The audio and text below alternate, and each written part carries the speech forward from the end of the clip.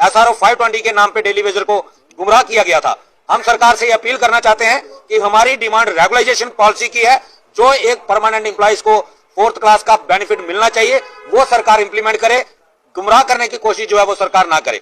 तीसरा हमारा मकसद ये है कि अगर सरकार इस बार भी डेली वेजर को धोखा देने की कोशिश करती है तो मेरी आपके चैनल के माध्यम से हर एक डेली वेजर साथी को ये अपील रहेगी कि अगर इस बजट सेशन में 6 फरवरी को बजट के अंदर डेली वेजर की रेगुलाइजेशन की घोषणा नहीं होती तो सभी डेली वेजर, हर एक डेली वेजर जितने भी डिस्ट्रिक्टों से हमारे हैं, जो भी मेरी आवाज सुन रहे हैं, वो 12 फरवरी को फिर जम्मू की सड़कों पे आ जाएं, ताकि इस सरकार से इस बार हमारा एक ही मकसद है, इस सरकार से पॉलिसी लेनी है और वो किसी भी कीमत पर पॉलिसी हमें चाहिए। अगर सरकार खुद अपनी तरफ से घोषणा करती है तो PH एम्प्लॉइज यूनाइटेड फ्रंट खुले दिल से सरकार का वेलकम करेगा।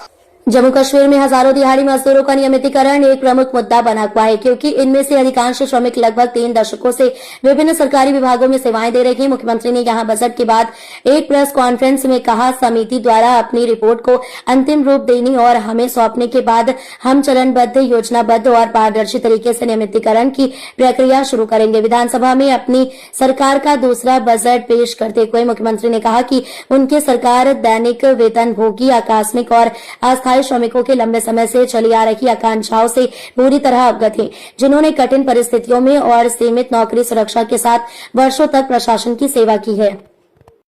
डेली वेजेस का इसी साल मसला हल होगा, हम वादा बंद है, हमारी सरकार वादा बंद है। सिर्फ स्कीम ही है सारी, तो हम क्या कर रहे हैं यहाँ?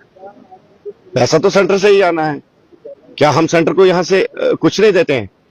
इतनी इनकम है J&K में, पावर प्रोजेक्ट्स की है, हर चीज की है, GST की है, हर यहाँ से भी तो हम उनको पैसा देते हैं। तो स्कीम तो पूरी हिंदुस्तान के लिए, जम्मू कश्मीर को सिर्फ अलग नहीं ना है। ये जो स्कीमें हैं, जितने सेंटर स्पॉन्सर स्कीमें हैं, वो तो सारे हिंदुस्तान के लिए लागू होती है, उसमें जम्मू कश्मीर की है। हमारे ऑनरेबल CM साहब ने जो कमिटमेंट की है वो डेली वेजेस के हित में है और डेली वेजेस का इसी साल मसला हल होगा, हम वादा बंद है, हमारी सरकार वादा बंद है।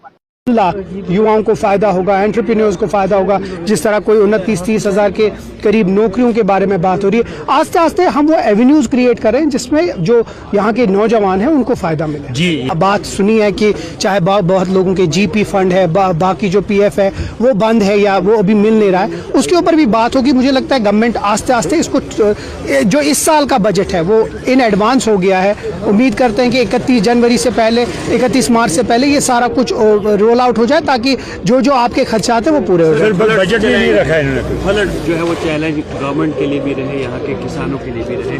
किसान आवाज उठाते रहे, लीडरों ने भी उठाई कि KCC लोन का जो कर्जा है वो माफ किया जाए। किस तरह से है इसमें KCC लोन ही सिर्फ नहीं, आर्टिजन लोन, बहुत सारे ऐसी चीजें हैं जिनकी मुसीबतों की वजह से ये हुआ है।